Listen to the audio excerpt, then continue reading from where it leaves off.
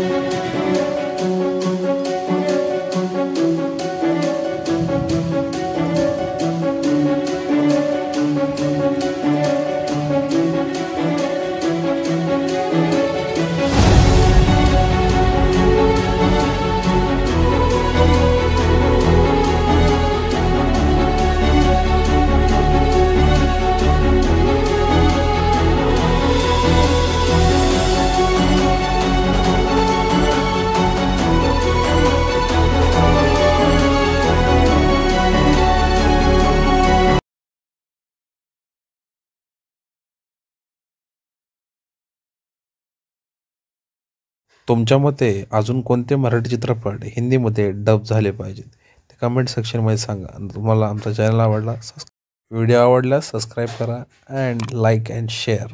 धन्यवाद.